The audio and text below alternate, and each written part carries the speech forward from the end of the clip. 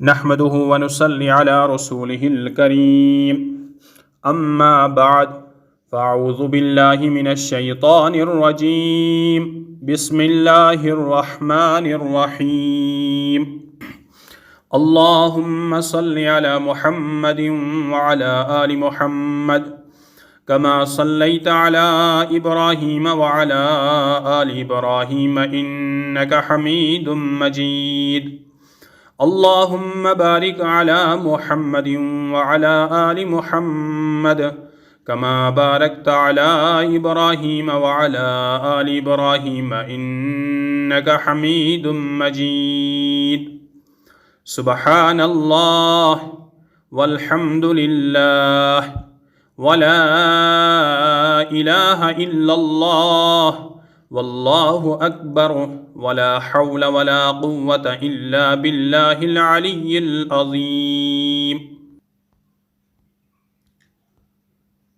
جھوٹ سے چہرے کی رونق ختم ہو جاتی ہے۔ جھوٹ کی بدبو سے فرشتے دور چلے جاتے ہیں۔ لوگوں کو ہنسانے کے لیے جھوٹ بولنا ہلاکت ہے۔ محترم ناظرین و سامعین کرام، السلام علیکم ورحمۃ اللہ وبرکاتہ۔ مجھے امید ہے کہ آپ سبھی حضرات اللہ کے فضل و کرم سے ٹھیک ہوں گے۔ میں اللہ سے دعا کرتا ہوں کہ اللہ آپ کو ہمیشہ خوش و خرم رکھے اور دونوں جہان میں کامیابی نصیب فرمائے۔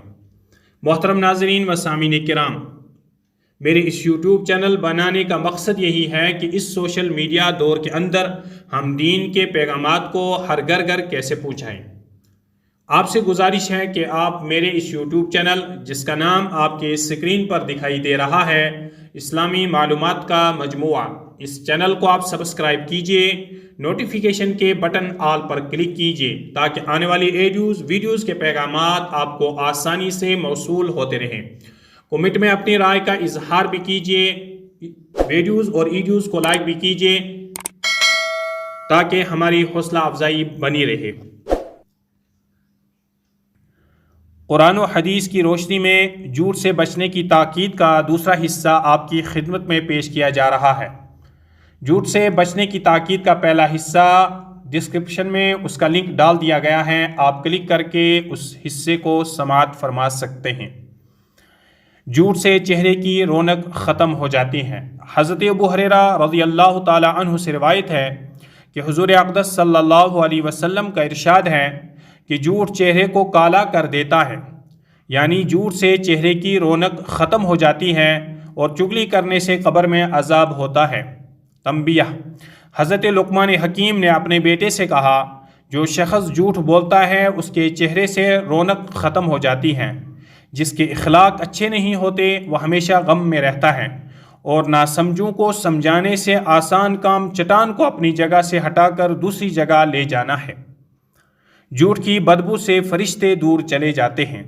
حضرت ابن عمر رضی اللہ تعالی عنہما سے روایت ہے کہ حضور اقدس صلی اللہ علیہ وسلم نے ارشاد فرمایا کہ جب کوئی شخص جھوٹ بولتا ہے تو اس کی بدبو کی وجہ سے حفاظت کرنے والا فرشتہ اس سے 1 میل دور چلا جاتا ہے۔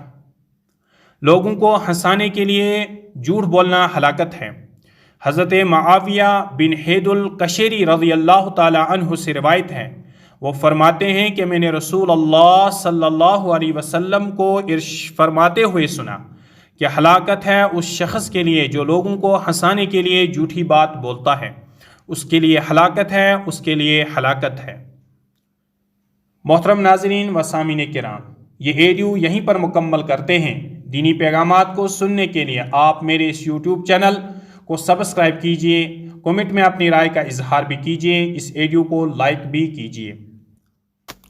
دیجئے شفیق الاسلام کو اجازت۔ السلام علیکم ورحمۃ اللہ وبرکاتہ۔